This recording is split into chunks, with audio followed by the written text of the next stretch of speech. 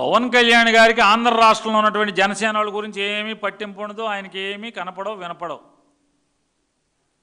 కనపట్లే sir, నాకు వినపడదు sir అంటాడు, చూసావా అట్ట అనమాట. ఏముంది తెలంగాణలో ఎవడో అంట ఒంట్లో బాగోలేదు మా అన్నయ్య కావాలన్న అంటే పరిగెడుతున్నాడు.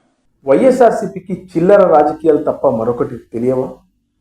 రాజకీయ పబ్బం గడుపుకోవడం కోసం పనికి మాలిన కామెంట్లు చేయడం, తద్వారా జనాల ద్వారా తిట్లు తినడం వైఎస్ఆర్సీపీ నాయకులకు ఒక అలవాటుగా మారిపోయింది. పవన్ కళ్యాణ్ గారు నిన్న వరంగల్ వెళ్ళడం జరిగింది. అక్కడ నిరంజన్ అనే ఒక 17 ఏళ్ల బాలుని పవన్ కళ్యాణ్ గారు కలవడం జరిగింది. ఎందుకు కలవాల్సి వచ్చిందో మీ అందరికి ఆల్రెడీ తెలిసిందే. ఆ అబ్బాయి అనారోగ్యంతో బాధపడుతున్నాడు, అది కూడా ప్రాణాంతకమైనటువంటి వ్యాధితో బాధపడుతున్నాడు. ఆ అబ్బాయి కోరిక పవన్ కళ్యాణ్ గారిని కలవడం, ఆయన ఒక్కసారి చూడాలనే ఒక ఆకాంక్షను ఏదో ఒక మీడియా ఛానల్ ద్వారా ఆ పిల్లోడు బయటపెట్టడం జరిగింది. అయితే ఆ విషయం సోషల్ మీడియాలో పెద్ద ఎత్తున వైరల్ అయింది.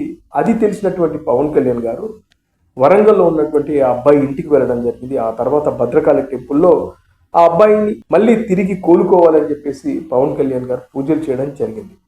ఇదంతా ఒక మానవీయ కోణంలోనే పవన్ కళ్యాణ్ గారు చేశారు.